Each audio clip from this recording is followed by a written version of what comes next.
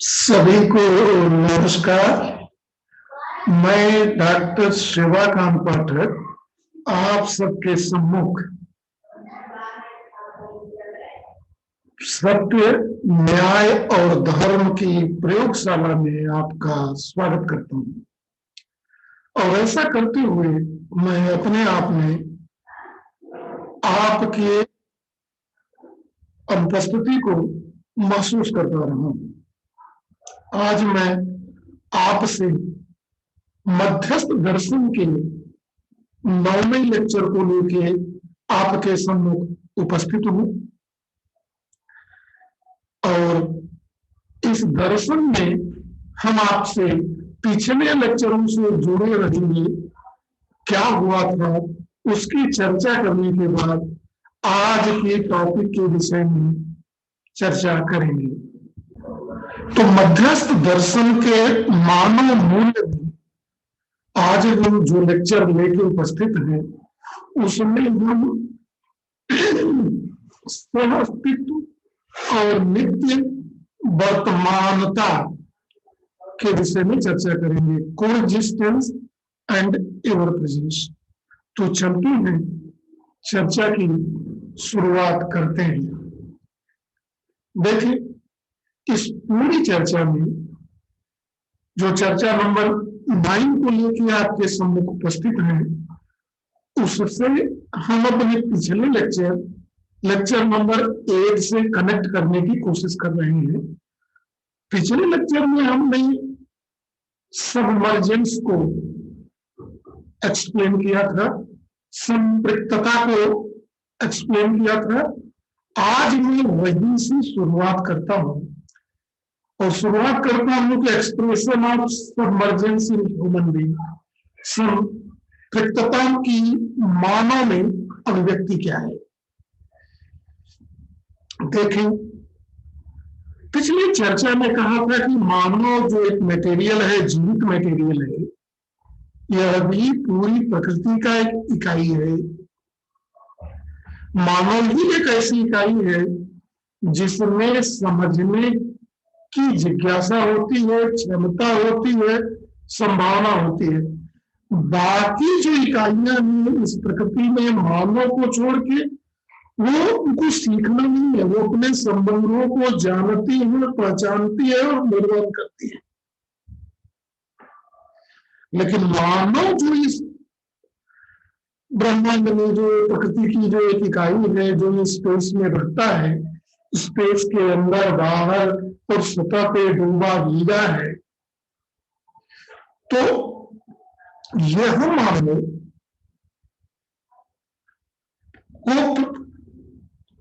को यह मानव इन्हीं सुख और समृद्धि की निरंतरता में जीना चाहता है। इसी को ज्ञान की आवश्यकता है, इसी को मोक्ष की प्राप्ति की लालसा है, यही तृप्ति के भाव में जीना चाहता है।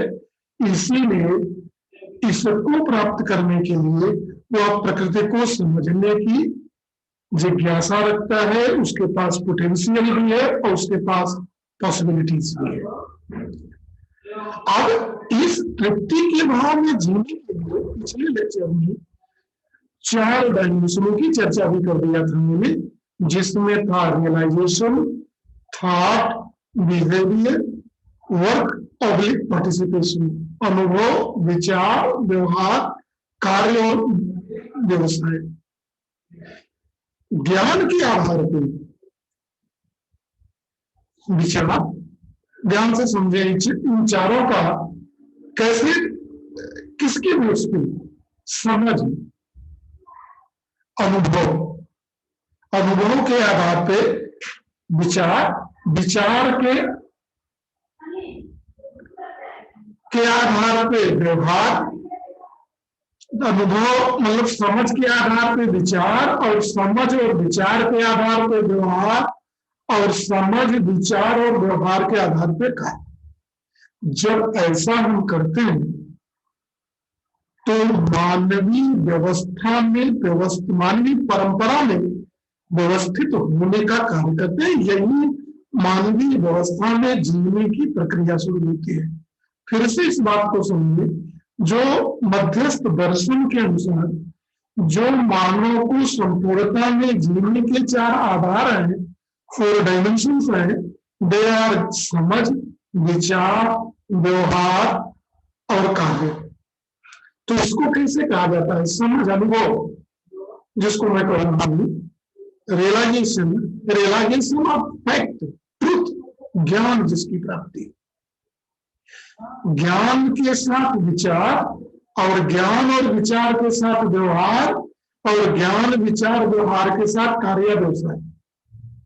यह मानवीय परंपरा में का एक क्रम है, सिस्टम है, सीढ़ी है।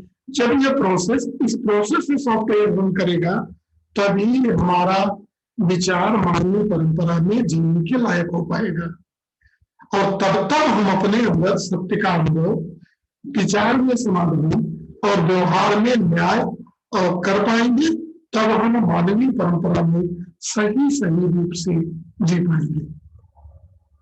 देखिए, आज का अब ये मैं पिछले टॉपिक को अब नए टॉपिक के साथ एकदम जुड़ने के लिए तैयार हो गया हूं। देखें, स्व अस्तित्व को हम देखने चल रहे हैं। को एग्जिस्टेंस, को एग्जिस्टेंस किसके किसके बीच है? प्रकृति के बीच और अस्तित्व के बीच।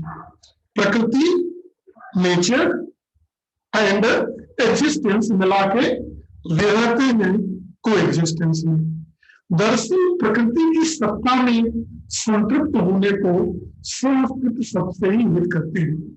जब सबमर्जेंस टॉपिक को लेकर हम आपके साथ आए थे, तो मैंने कहा था कि ये जो प्रकृति है, गाइना है, मटेरियल है, और जो ये सत्ता में, सत्ता कौन? स्पेस, जगह, शून्य, यह एक दूसरे में जब संतृप्त है, डूबे भी, तो इसी जब ये डूबे भी के दूसरे के साथ संबंध में जुड़े, मतलब एक का अस्तित्व दूसरे के बिना नहीं है, तब हम स्व-अस्तित्व को समझ पाते हैं। स्व-अस्तित्व का मतलब होता है कि ये प्रकृति और अस्तित्व साथ साथ होना और व्यवस्था पूर्वक होना। कौन किसके लिए है, किसका संबंध क्या है, और उस संबंध को जानना, पहचानना और उस संबंध में जीना होता है। अगर इस प्रकृति में हम विभिन्न इकाइयों को देखें, विभिन्न प्रकार के मटेरियलों को देखें, जैसे पदार्थ अवस्था को देखें, प्राण अवस्था को देखें, प्राणिक ऑर्डर को देखें, जीव अवस्था को देखें या मानवीय अवस्था को देखें, तो देखते हैं कि इन सारी इकाइयों में आपस में कुछ न कुछ संबंध जरूर है। इन संबंधों में जुड़े हैं और इन संबंधों में एक दूसरे से परस्परता में पूरक हैं। These units are ready to fulfill their mutual requirements in a scientific way. एक वैज्ञानिक विधि से एक दूसरे के संबंधों की प्रतिपूर्ति के लिए खड़े हुए। इसका मतलब होता है कि हमें मान लें कि जो इस अस्तित्व है, यह भी परस्परता में संबंधों के निर्माण को समझने के लिए, इसलिए इस प्रकृति में जितनी भी मटेरियल है, जितनी भी इकाइयां हैं, वह एक दूसरे के साथ परस्परता में जीते हैं, जानते हैं, समझते हैं कि ये मैं किस लिए हूं और दूसरा किस लिए है, और इन दोनों में जीने का प्रयास करते हैं। और यह भी जो है स्व-अस्तित्व की तरफ ले जाता है। देखिए, इन स्व-अस्तित्व को स्व-अस्तित्व को the word coexistence is used in 3 ways, 3 तरीके से होता है, 3 प्रकार से होता है, या मैं कहूं 3 अर्थों में होता है। स्व-अस्तित्व क्या है? पहला, space and nature being together, nature being submerged in the space. प्रकृति और सत्ता, सत्ता मेरे कहने का मतलब मध्यस्थ दर्शन में वही है जो मैं वैल्यू रिलेशनशिप या अंडरस्टैंडिंग ऑफ ह्यूमन बीइंग में कहता था, एग्जिस्टेंस, स्पेस, शून्य, वही मैं मध्यस्थ दर्शन में उसी शब्द का मैं सत्ता से कर रहा हूं। Space and nature being together, सत्ता और प्रकृति, शून्य और प्रकृति एक साथ है। और ये जो प्रकृति है वह जो है स्पेस में डूबने की, यह एक अर्थ है।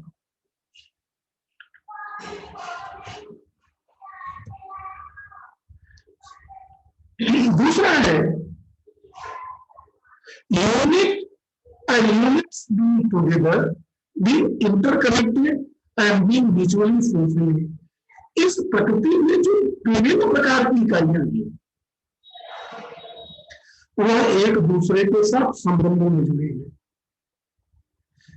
प्रत्येक इकाइयों का संबंध मानव के भी साथ है और आपस में भी। वह केवल मानव के साथ संबंधों के निर्माण में खड़ी है।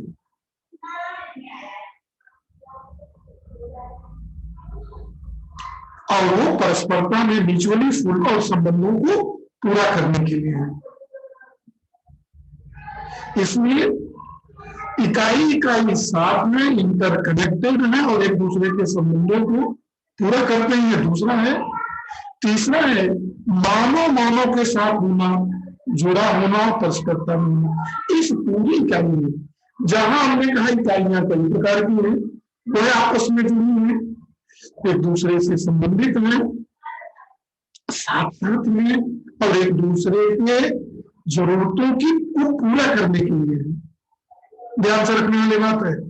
और जब हम मानव इकाई की बात में करते हैं कि मानव जो मध्यस्थ दर्शन है, यह मानव केंद्रित चिंतन है, तो मानव मानव के साथ होना, जुड़ा होना और परस्परता में पूरा होना, यह सारी जो है इकाइयां जो है मानव के साथ संबंध के निर्माण करने के लिए। कोई भी मटेरियल, कोई भी इकाई यहाँ बेकार का नहीं है, सबका अपना अर्थ है। सब हमारे साथ संबंधों में जीने के लिए, संबंधों के निर्वहन को कंप्लीट करने के लिए है। और हमको सुख और शांति में मैं कैसे रह पाऊं, इसके सहयोग के लिए 24 घंटे खड़े हैं। देखें, इन तीनों में जो पहली जो बातें मैंने कहा, इसको कई बार कहा जा चुका है कि सत्ता और प्रकृति जो है अविभाज्य है और एक दूसरे के साथ, और प्रकृति की इकाइयां एक दूसरे के साथ परस्परता में जीती है। लेकिन जो तीसरी स्तर की है, तीसरी बात अभी पिछले स्लाइड में मैं कह रहा था कि मानव मानव की परस्परता की हमारी चाहना और परस्पर पूरक होने की है, किंतु समझ पूर्वक हम इसे प्रमाणित नहीं कर पाते हैं। देखिए, इस बात को समझें। आज की जो हमारी मानवीय समाज की स्थिति है, एक दूसरे के साथ घृणा, भय, धूर्तता के भाव में है। इसलिए संबंधों को हम पहचान नहीं पा रहे हैं, और जब हम इन संबंधों को नहीं पहचान पाते तब तक सत्य को समझना, सुख के भाव में जीना, या दूसरी परिस्थितियों में प्रेम के भाव में आके जीना संभव नहीं हो पाता। इसलिए जो मेरी फंडामेंटल रिक्वायरमेंट है कि मैं तृप्ति के भाव में नहीं जी पाता हूँ, इसी को प्रमाणित करने की जरूरत है। जिस दिन मैं इसको समझ पाऊंगा और इसलिए जीना शुरू करूंगा, फिर मेरा दुख मेरे अंदर से समाप्त हो जाएगा। हमारा 2 टॉपिक है इस लेक्चर में। एक था कोएग्जिस्टेंस, जिसको मैंने एक्सप्लेन किया। दूसरा है एवर प्रेजेंट, नित्य वर्तमान। We are going to understand this word ever present, नित्य वर्तमान। नित्य वर्तमान क्या है, नित्य क्या है और वर्तमान क्या है? नित्य क्या है? जो हर देश काल में एक जैसा बना रहता है, हरदम। समय बदले, पीढ़ियां बदले, लाखों करोड़ों साल पहले से और आज भी सत्ता वैसी ही है, स्पेस उसी तरह है। स्पेस में कोई परिवर्तन नहीं है। That is the ever present. बदल कौन रहा है इकाई में? पहाड़ यहाँ था, वो आज यहाँ है, कल वहां था, आज यहाँ है, नदी वहां थी, यहाँ है, पेड़ यहाँ था, कल आज यहाँ है, घर यहाँ था, आज इस खेत में गेहूं था, फिर वो धान का फसल हो गया। तो जो मेटेरियल है वो चेंजिंग है, लेकिन एवर प्रेजेंट कौन है, हरदम बना रहने वाला कौन है, शाश्वत कौन है? सत्ता, व्यापक सत्ता, जिसको कहा गया शून्य, space, omnipresent, same at all places, जैसा था ऊर्जा रस इक्विलिब्रियम में है, उसमें समान हर जगह है। दूसरा शब्द देखिए शाश्वत, इटर्नल, जो देश में सीमित है, तो हर काल में किसी न किसी रूप में बना रहता है, जैसे कि शाश्वत है क्या है, जो इकाइयां है, तमाम तरह की पेड़ पौधे, जानवर, आदमी, पदार्थ, विभिन्न अवस्थाओं में, ठोस, द्रव, गैस, ये उनकी केमिकल कंपोजिशन से है, किंतु हर काल में किसी न किसी में हरदम रहेगा। हो सकता है इस काल में मानव जाति, दूसरे काल में दूसरा पीढ़ी जाते हो, किसी न किसी रूप में हर वक्त इकाई मौजूद है, ये नहीं है, यह शाश्वत सत्य है, इटर्नल है। एक जो कभी नहीं होता बदलता, वो सत्ता है, स्पेस।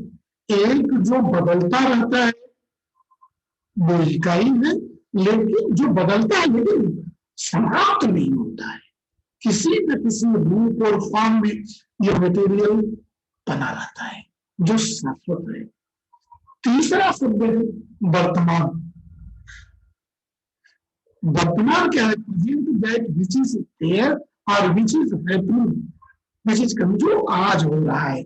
आज सत्ता का प्रकृति के साथ क्या संबंध है, उसके विषय में है आज की स्थिति है। नित्य वर्तमान, एवर प्रेजेंट, जो सत्ता और प्रकृति है, हर देश काल में एक जैसा होता है, हर देश काल में सतत विद्यमान है, आज भी है, कल भी था और आने वाले समय में भी रहेगा। मेरे न रहने से यहाँ की प्रकृति और सत्ता में कोई भी परिवर्तन नहीं होने वाला है, केवल प्रकृति के रूप में परिवर्तन हो जाएगा, लेकिन प्रकृति बदल जाए, समाप्त, प्रकृति समाप्त हो जाए, बदलने की बात को कहा, समाप्त हो जाए, ऐसा संभव नहीं है। अब हम जाति इन दोनों शब्दों को एक साथ मिला के देखते हैं। सहअस्तित्व एवं प्रेजेंट। हमने कहा सहअस्तित्व क्या है? प्रकृति और सत्ता का संबंध, अंतर संबंध। और हमने कहा कि कोई एग्जिस्टेंस,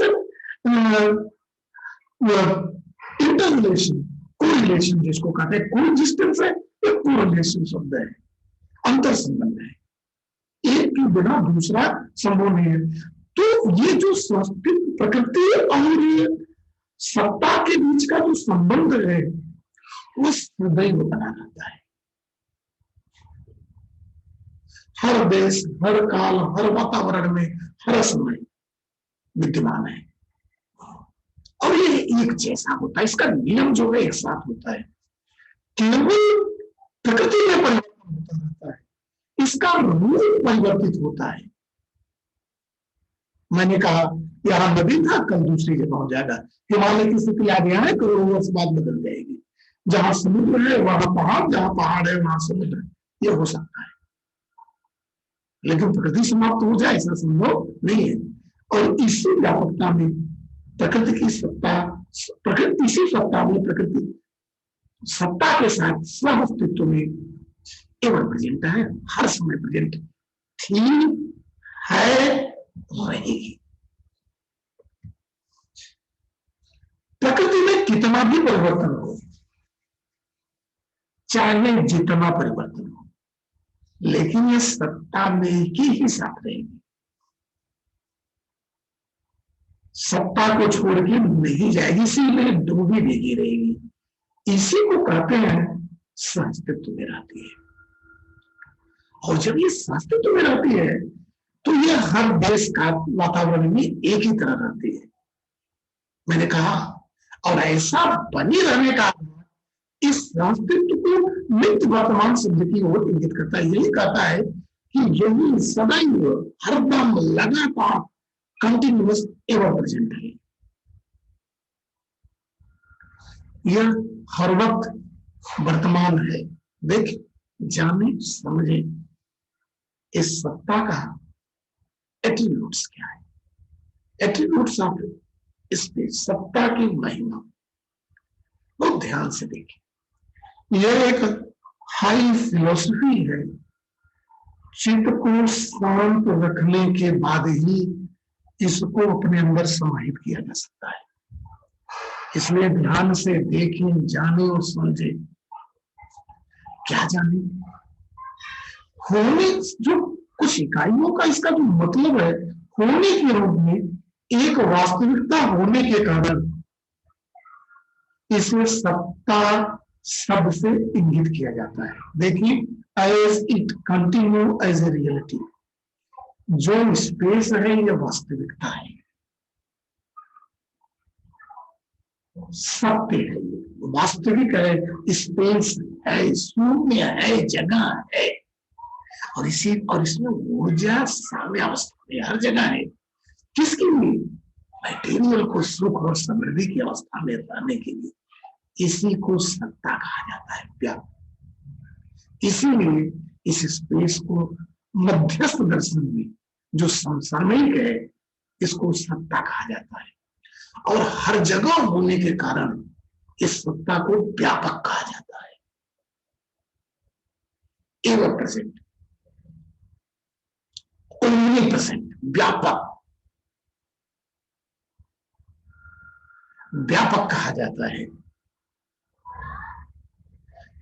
अब ये जो सत्ता व्यापक हो गई तो ये मटेरियल के अंदर भी होता है और मटेरियल के बाहर होता है।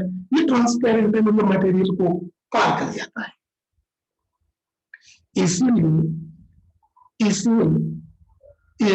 इनसाइड है, आउटसाइड है, इंटीरियर, एक्सटीरियर और सर्विस में भी है। इसीलिए इसके लिए टर्म यूज किया जाता है ऑल परवेडिंग, पारगामी, ट्रांसपेरेंट, पारगामी कहा जाता है। और अपारगामी से पार चला जाता है, जब इसके अपार में चला जाएगा तो ये टर्म ऑल परवेडिंग और ट्रांसपेरेंट भी जोड़ देंगे। तो जो सत्ता की विशेषता है, omnipresent, all pervading, transparent, energy in equilibrium, ये सारी चीजें इसके अंदर समाहित हो जाती है। यह सत्ता की कैरेक्टरिस्टिक है, प्रॉपर्टी है। देखिए और कैरेक्टरिस्टिक्स को यह नित्य कहा जाता है, एवर प्रेजेंट। क्यों? क्योंकि हर देश काल वातावरण में एक ही जैसा रहता है। सत्ता और प्रकृति एक दूसरे के साथ संबंध में हर देश काल वातावरण में बने रहेंगे, भले प्रकृति का रूप बदल जाए। इस तरह क्रिया में रहित होने के कारण, अब देखिए, जब मैं आपको पढ़ा रहा था right understanding of human being में, तो मैं कहा था कि सत्ता की कोई क्रियाशीलता नहीं है। क्यों नहीं है? ध्यान से समझिए इस बात। सत्ता स्पेस में फैली हुई है, एवर प्रेजेंट है, ऑल परवेडिंग है, ट्रांसपेरेंट है। नो एक्टिविटी करने का मतलब इसका खुद की कोई क्रिया नहीं, कोई काम नहीं। जैसे ये जिस रूप में है एवर प्रेजेंट है, इसकी खुद की एक्टिविटी, एक्टिविटी तो सिर्फ इकाइयों की है। जिसकी एक्टिविटी है वही बदल रहा है, जिसकी एक्टिविटी नहीं वो एज इट इज बना हुआ है। देखेंगे इस बात को। तो अब ये नो एक्टिविटी है, तो क्रिया के भाव में किसी भी परिवर्तन से मुक्त होने के कारण जब ये कोई क्रिया नहीं करती, प्रकृति क्रिया करती है तो प्रकृति में परिवर्तन है, ये कोई नहीं क्रिया करती तो ये एक ही तरह का है, इसीलिए इसको प्योर कहा जाता है, शुद्ध है, इट इज प्योर, प्योर है और पूर्ण है, नो चेंज, परफेक्ट, शुद्ध एवं पूर्ण कहा गया है, यह प्योर है एंड कंप्लीट।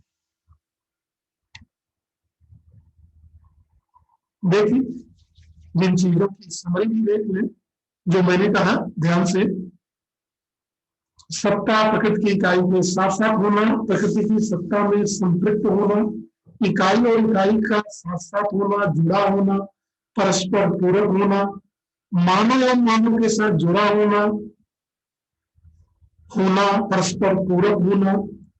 हमने नित्य वर्तमान को देखा, एवर प्रेजेंट को देखा, सबमर्जेंस को देखा, ओमनी प्रेजेंट को देखा, नो एक्टिविटी को देखा, ऑल परवेडिंग को देखा, ट्रांसपेरेंट को देखा, एवर को देखा, प्योर को देखा, कंप्लीट को देखा। हिंदी में देख लें, सत्ता, शून्य, व्यापक, पारगामी, पारदर्शी, नित्य, शुद्ध, पूर्ण आदि शब्दों का सत्ता के लिए सही एक्सप्लेनेशन देखा। देखिए जो कार्य दे रहे हैं मध्य दर्शन के सभी लेक्चरों में ध्यान से समझे कि अस्तित्व के रूप में नित्य वर्तमान में इसको जांचे परखे क्या है या नहीं, वेरीफाई करें इस स्टेटमेंट को। और दूसरा जो आपको दिखाई दे रहा है उसके लिए भी प्रकृति की हर इकाई इस व्यापक में संपृक्त होने के आधार पर एक दूसरे से जुड़ी हुई है। इस आधार पर प्रकृति की सभी इकाइयों का एक दूसरे से संबंध है और इन संबंधों के निर्वहन की क्या अपेक्षाएं हैं, कैसे पूरा किया जाएगा, इसको जान तभी हमें सुख और समृद्धि की निरंतरता की प्राप्ति होगी। जो ये कथन में कह रहा हूं जिनके साथ संबंध में रहे तभी सुख की प्राप्ति होगी।